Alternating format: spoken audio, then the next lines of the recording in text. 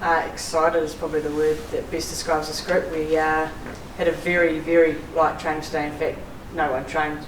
To be fair, we felt that we've got enough cricket under our belts, not only in this World Cup, but certainly over a big summer of cricket. And if we're not going to be ready, what's one more training going to do? So the girls are in a really good headspace. Everyone is obviously really united after the performance yesterday against Bangladesh. We were put on the ropes a little bit, so to fight back from that. And today it's about rest, recovery, and looking ahead to a big game tomorrow.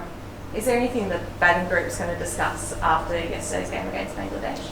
Yeah, look, it's an interesting one. We probably spent a couple of minutes talking about the performance yesterday, and look, we were really disappointed with how we batted, but in fairness, Australia's a completely different beast to what Bangladesh, what India and Sri Lanka will provide in terms of their spinners in particular, and how they bowl and how they go about it. The wicket as well is hopefully going to be slightly different tomorrow, which might prove a difference as well. So look, we certainly want to touch on what happened yesterday because we can't ignore it, but we're certainly really excited, as I say, to come up against an Australian side that we've played a lot of cricket not only against but alongside a lot of their players as well. I said that yesterday wasn't ideal, but you got there. What do you think that second innings performance showed about your team's resilience and their determination to get over the line? Absolutely, as you described, that resilience and then the desperation as well. I think it showed a lot of spirit from the girls. I think maybe in the past we might have folded and let that game slip away. I think most times when you only score 90 you probably don't give yourself much of a chance, but certainly at the halftime break I know Bob came into the change rooms with the full team and was full of confidence and really gave us a lot of belief as players and said to park what had happened in the first innings and to move on, and that certainly gave the group a real focus as to what we needed to do, and it was really clear what we needed to bowl them out to win the game, and I thought our plans were excellent. I thought the bowlers were fantastic, and it was really backed up well in the field. As you said, the bowlers were fantastic. Can you tell us a little bit about the impact Jacob has had as bowling coach?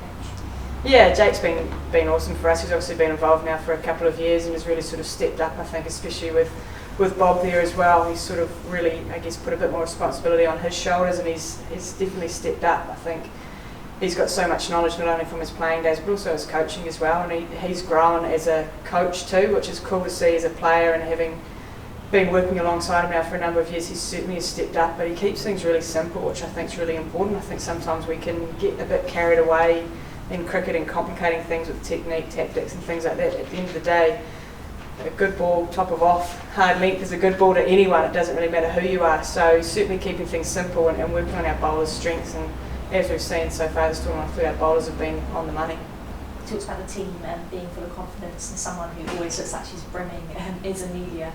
What would you say is her biggest strength, and could you see her as a future leader of the side one day?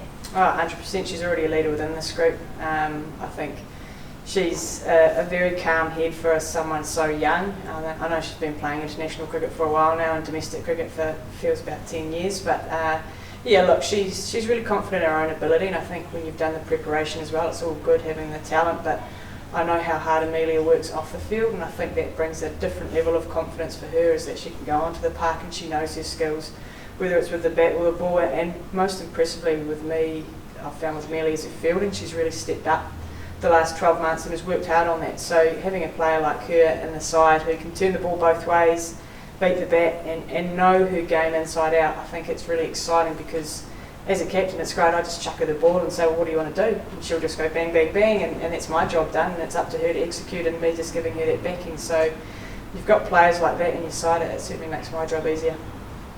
Playing 3 matches in 5 days, is that an advantage or a disadvantage, do you think? I think it's been a massive advantage for us, and the fact that we've all played at Junction over the last 2 games as well, I think that gives us a huge amount of knowledge about the pitch. I know it might be potentially a new wicket come tomorrow, but I think certainly knowing the conditions, being familiar with the facilities and the environment certainly helps with us. And I think it's great. You don't have much time to dwell on things. We've obviously played 2 games now and looking forward to the 3rd, and we're just really excited to get into it. I think what's going to be is going to be. We've done all the preparation, we've done all the hard work now. It's just about getting out there and enjoying ourselves. It just seems like Australia and New Zealand know each other so well now with the WBBL, and you guys play each other so often. Yeah, it is, and I think that's what's going to make this competition and I guess this game so exciting, is because you do know each other so well that there are no secrets really. And I mean, that's the same with any team. There's so much footage and stuff out there now that you can't really hide your weaknesses too much. It's about how you exploit those weaknesses and the plans and how you can execute them. I think it's a really important thing, and I've been really impressed, like I said, with our bowlers. Have really executed plans well. I think if we can restrict Australia's batters and put them under the pump, we've seen India have done it, we saw Sri Lanka as well, really put them under, but we know the class that Australia bring, and the depth is obviously something that's widely spoken about with their batting orders, so we know that you can't just take 2 or 3 wickets, you need to bowl them out to really put the pressure on, and likewise we've got the bowling unit to do it, but our batters as well. I know we probably haven't scored the amount of runs that we would have liked, but I think overall this tournament, I think run rates, strike rates have been well down on what we've seen in the Big Bash, which, you know, whether it's disappointing or not, it's just the fact of how this competition's been played at the moment. So yeah, look, we're just pumped. And Hayley Jensen, she's been really impressive at the depth. How have you seen her growth from being a player who dropped out of the New Zealand side to coming back and being a staple of the team? Yeah, I think it shows a lot about Hayley's character as well, obviously sort of being in and out of the program for a couple of years now, but she's again another one that's worked particularly hard on her game and in all facets as well, and giving her a bit more responsibility as well. She's stepped up brilliantly. I think this tournament she certainly has been the pick of our seam bowlers, and just keeping things simple. I think the thing with Gino is just keeping things simple, and again we make cricket pretty complicated sometimes. For a player like her, bowling stump to stump, letting her do her thing, what she's so good at has been really effective. I think part of that has also just been the fact she's lived in Australia, she's played over here so much, she's been a big part of the Big Bash too. Yeah, I think it certainly has probably played a part in that. She's obviously spent a bit of time in Melbourne, played for the Renegades, she's really familiar with the conditions. Obviously I think she actually played at this club when she was here, so she is, again, and that brings a different level of confidence too when you know the environment, you know the players. I think it helps a player almost settle the nerves a little bit.